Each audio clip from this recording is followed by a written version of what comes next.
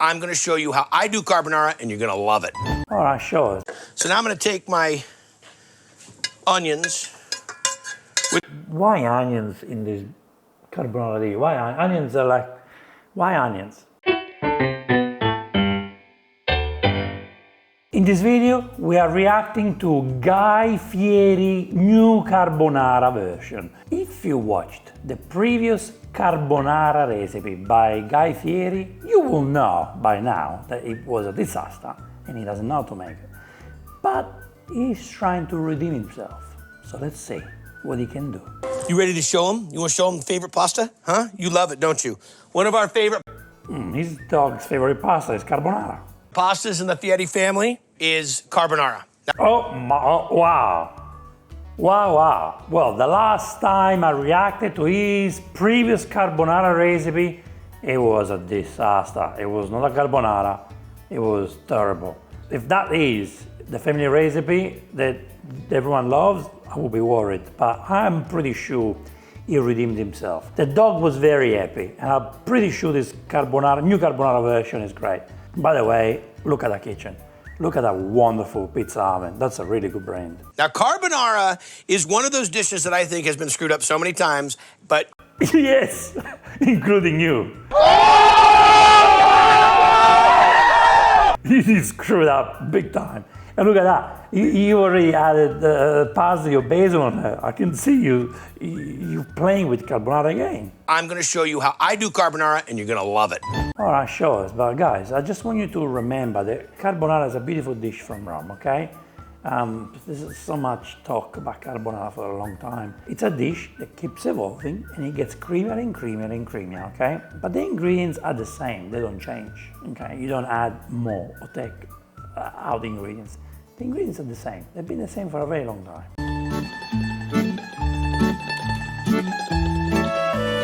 So why does Smokey like carbonara? Because it all kicks off with pancetta. Okay, guanciale, pig cheek is what you use for carbonara, but pancetta can also be used, especially if you cannot find guanciale. Try to get a good quality pancetta. Pancetta is the pork belly. Guanciale is the pig cheek, okay? Bacon, it's smoked. Pancetta, it's cured, just like guanciale. So it's got flavors in it, garlic and spices. Pancetta is bacon, but it's not smoked. Right here, that's the bacon. If we unravel this, we can. If we unravel this, that's the pork belly right there. The Italians make it look a lot cooler. So what we've done is asked for about a 1/4 inch. We're gonna go ahead and give it about the same 1/4 inch, well, maybe a 1/2 inch. To me, it doesn't look like a good quality pancetta, I'm sorry. I don't know where you got it from, but it looks very pale and not cured correctly. The colder this pancetta is, the easier it's gonna be to work with. When it starts getting a little warm, it starts getting a little slick, it starts sliding around. So carbonara, what is it again? So it's pancetta, egg yolks, little parsley, and some great pasta, and that's... I'm sorry, what are you talking about? No, there's no parsley. There's no parsley. And you don't have to use egg yolk. Old school carbonara use the entire egg, but yes, the newest carbonara versions, to make it creamy, you have to use the egg yolk only. And also to get a darker color. Sometimes I still make the old school carbonara with the whole egg, but most of the time, in these days, I just use the egg yolk. Just about it, folks. When you start seeing peas in it, when you start seeing heavy cream added to it, you're not really having carbonara. No, you're referring to Gordon Ramsay carbonara. And then look, a nice spoon of creme fraiche. I think this is about as close to traditional as you'll find. I could be screwing something up, but this is the way we make it. That's okay. I'm glad you're saying that. You're a good guy. I'm glad you're saying that. So I've got a pan here, diced up that pancetta. I don't want to be too hot when I go into the pan. So we're just gonna let this go medium to low heat. If we get this too hot too fast, we're not gonna render that fat out. We're gonna use that fat in the dish, but most importantly is we want that pancetta to be nice and crispy. That's right. So you want the fat to release the oil, which is flavors. And that's why it needs to be done slowly. Don't stress the pancetta. If the pancetta doesn't have enough fat, or you see that the fat doesn't, turn into oil, you can add just a little bit of extra virgin olive oil, okay? Pancetta's working, rendering down nicely. Hot water, boiling water, screaming water. This water's got to be going. And how much water are we looking for? Come on, I'm going to ask you at home. I know you're checking your phone right now. It's a gallon of water to a tablespoon of salt. This is where we miss it so often. People go like this, and I'm not kidding you. I watch it all the time. Okay, we're salted. No way. This is getting salted. Okay. That's good. That's good what you're showing. I normally, 1 gallon is like almost 4 liters of water, which is good. 1 tablespoon of rock salt or sea salt is great, okay? Just keep in mind one thing, Guy. You're making carbonara, it's a salty dish. So you got the pecorino salty, or if you use Parmigiano, salty. The pancetta, the guanciale, salty. So you don't want too much salt in your water, otherwise you're gonna have a very salty pasta, which means you're gonna eat more water, more wine, more beer, whatever you drink. So just you probably need to use less salt in the carbonara. But the amount of salt you use, it's very good for another dish that is not carbonara or a salty pasta. I don't eat pasta like I used to, but I'll tell you what, when we're gonna do it right. We're gonna use the right amount of water, we're gonna salt it the right way, and we're gonna use great pasta. And the pasta we're gonna use is called bucatini, okay? Bucatini is spaghetti with a hole in the middle. Right there. Bucatini, it's a pasta I don't really love. It is used by some people with carbonara. I just feel like you probably absorb a little bit too much, the sauce. It's a great pasta shape for a matriciana, for a nice saucy dish, and it collects the sauce. I think for carbonara, I'm not saying it's gonna dry up the carbonara, but it could, especially if you don't have experience. I don't think it's my favorite choice. You don't go wrong with spaghetti for carbonara. I want to tell you a statement that we use all the time, and that is pasta waits for no one. I want this sauce done, I want this ready to go, and then I'll drop my pasta. And the reason is, as long as it's hot and as long as it has moisture, it's going to continue to cook. And the deal is, overcooked pasta, nothing could be worse. No, you don't want overcooked pasta, that's correct. We know how to cut the onion, right? Simple little... The onion doesn't go in the carbonara. Like the onion, there's no such thing a carbonara with onion. And at the same time, you already cooked the pancetta, so you don't want to put the onion in the pancetta. What's going on? Get that real nice, tender, juicy inside of the onion. We'll cut through. Aspetta, you give me a lesson about onion in a carbonara video, but give me a lesson about carbonara, please. This is going to give us the chance to almost have it pre-diced.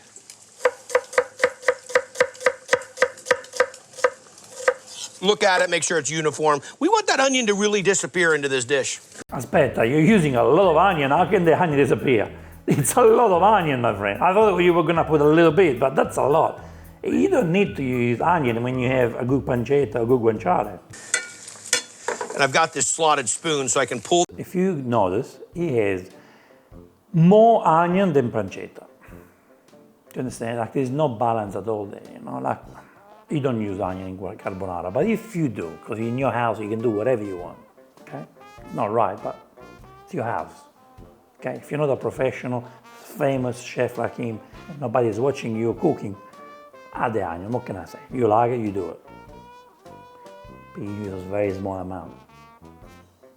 Balance, you're using more than pancetta. And I've got this slotted spoon so I can pull the pancetta.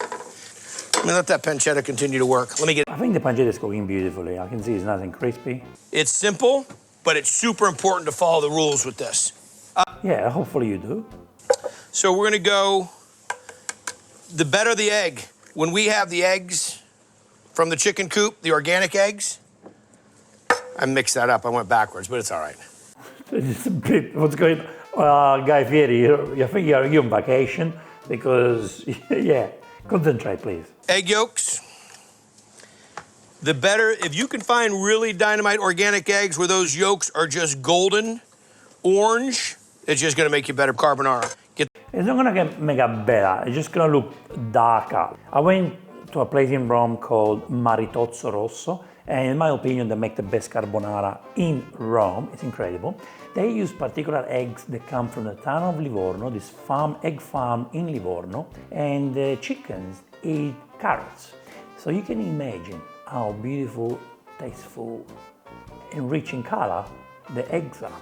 That eggs taste beautiful. Yes, they're not average eggs, but also they make carbonara very dark in color, so it's very appealing.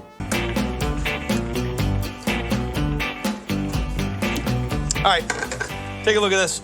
Nice, crispy, beautiful pancetta. I should probably taste that just in the name of science. Yeah, it's gonna be fine. It looks nice. Still tender, not too crispy. Let that fat sit at the bottom of the pan. And why am I doing this? Because I want to reserve that fat. Now, this isn't the same kind of fat, the same kind of flavor that you get from bacon. This isn't nearly as smoky. This is actually a little bit saltier. See, he said it's saltier. That means you put too much salt in the pasta water. You put those onions in with that pancetta right now, you're gonna sog up that pancetta, all that moisture coming in from the onion. And we get to use that delicious fat. All right, so we're gonna let the onions sweat a little bit. Let me give that a touch of salt. Look, the onion needs to not just sweat, but they need to become golden, and they need time to cook, about 10 minutes, and you need probably a little bit of extra virgin olive oil in there. Let me give that a touch of salt. Gotta watch the salt content of this. You're gonna have salt. I'm gonna help this to pull some of the moisture out of the onions, but let's watch it. We got a lot of salt in the pancetta. Not all pancetta is the same. You're talking about salt here, my friend, but you got the pancetta salted. Lots of salt in the water.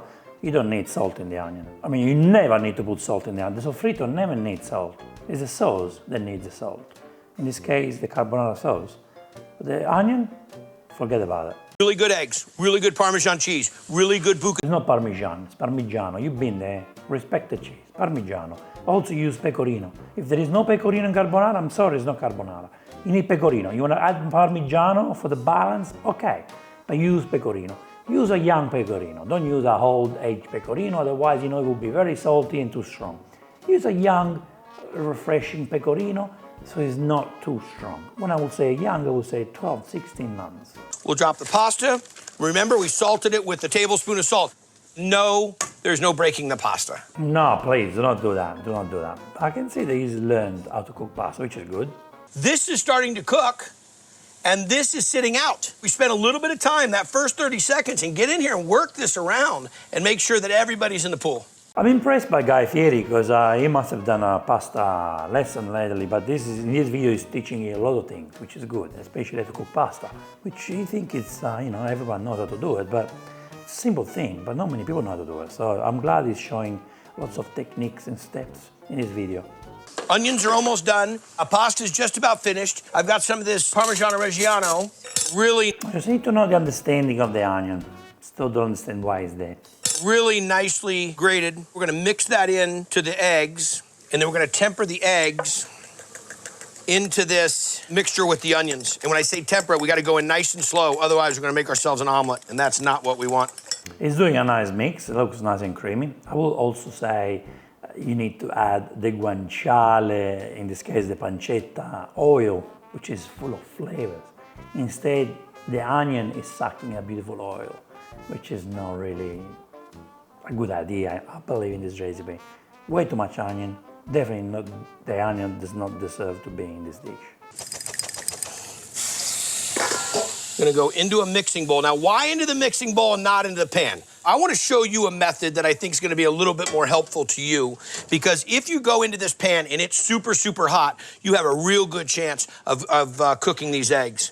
All right, he must have watched my video, my latest carbonara video, where I show him how to do this on the bowl, using a pasta bowl, but he's doing this wrong, okay? So the pasta bowl, first, it's great. The stainless steel, aluminum, it's good. So the pasta bowl needs to be warm.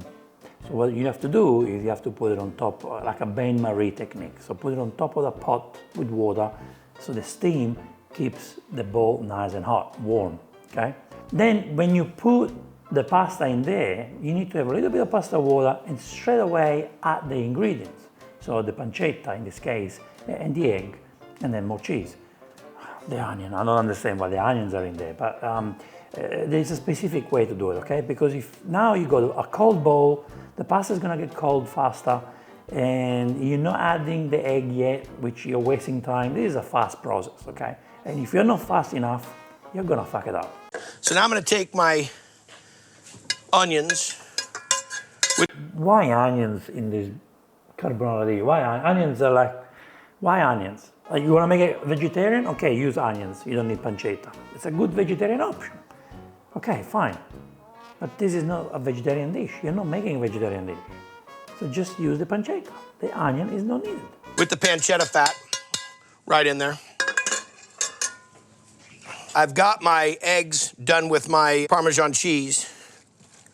And I am... You have to add the whole thing, my friend. You have to add the whole thing.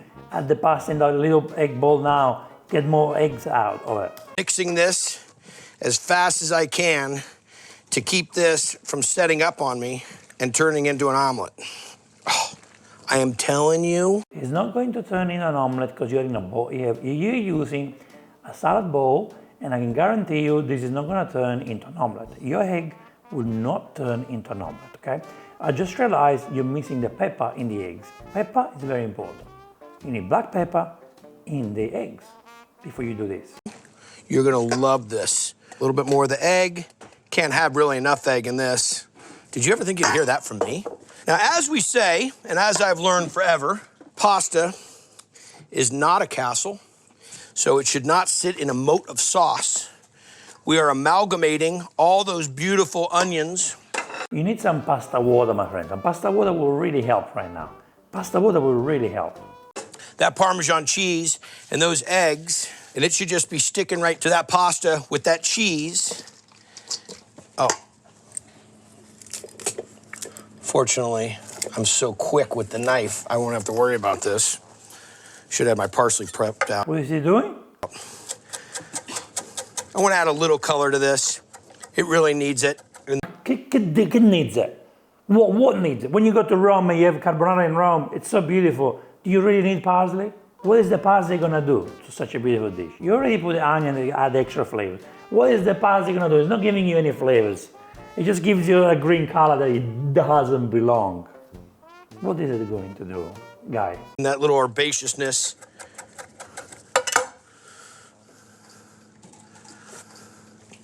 That pasta was retaining some water, but you could see how it started to dry up a little bit. It's a bucatini. Remember the beginning I told you, bucatini will absorb lots of the sauce, but it also will dry quickly. It's a thirsty pasta. It needs to drink, it needs to absorb the sauce. He didn't use any pasta water, and I think it's too late now. Just a touch of water, not a bunch. It's gonna rehydrate. What's gonna do is it's gonna let that creaminess of that cheese wake back up. Just give myself a little serving of this. I want you to see how gold. Guys, I don't know if it's easy for you to see, but can you see how stiff the pasta is? Stiff. I can see it's not creamy. The eggs, probably should have doubled the amount of eggs because of the pasta you chose. Like I said, this pasta absorbs a lot, so it looks dry. It looks not creamy enough to be called carbonara. How golden.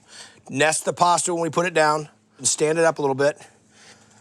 Grab some of the bits from the bottom. Is your mouth watering yet? Mine is. It also looks like he's struggling a little bit to serve. You can see he's not really doing this often. Touch more of that cheese. And you know the great thing about this, and we do this a lot for Christmas, is we... That's a very small amount, my friend. I mean, who eats this? Even the dog will laugh at you. Who eats this? That's not enough. That's a very small amount. It's not creamy.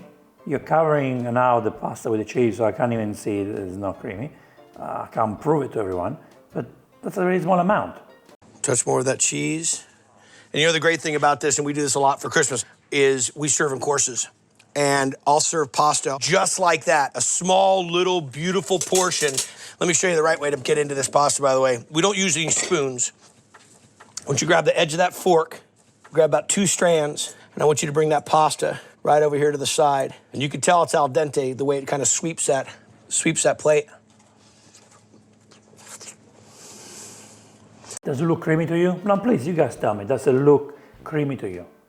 That's what I want to know. He's on Food Network, he's getting paid lots of money. Clearly, he's got a beautiful house, an expensive oven. The oven he's got is more expensive than my car. So, well done, but why don't you come and watch my carbonara video? Watch the latest carbonara video where I use egg yolks, I use this technique, we're using the salad bowl, and it comes out super creamy. Super, super creamy. But this recipe, I'm sorry, it's just made for the views. It's simple, it's basic, and it's tons of flavor. It's not creamy, guys. It's not creamy. It's not creamy. You can see it's not creamy. is this guy thinking right now? That's what I would like to know. You know, like, guys, when I share a recipe with you, it's like, you know, I want to have your trust. It's all about having a trust, okay? I don't want to give you something because I need to sell. Okay, here, next. Where is the next one? Where is the next one? It's not about that. It's about sharing information, sharing a good recipe with you. When you make my recipe and you are happy and it works out, it makes me happy. If it doesn't work out, which it can happen, I've got more than 500 recipes, maybe not all of them can work for you. It can happen, okay? It's not easy for me to share. It's not easy for you to try a new dish. But most of the time, I want my dish to work. I want my recipe to work, and this recipe is not gonna work. That's the old Triple D step back. When you watch Triple D and I take a bite of something and it really gets going, that's what happens. Not one piece of this is standing out past the other. You get the crispy bacon, you get the creaminess, that unctuous sauce made from the cheese and the egg, you get that beautiful sweetness from the caramelized onion. It doesn't belong there. I mean, the onion does not belong in a carbonara. You get shot in Rome if you add onion. And the perfectly cooked pasta. People are flying in to get the recipe. You guys got it. Check it out. Make it at home. Your family's going to love it. Adios. No, vabbè. Guys, I don't know what to say.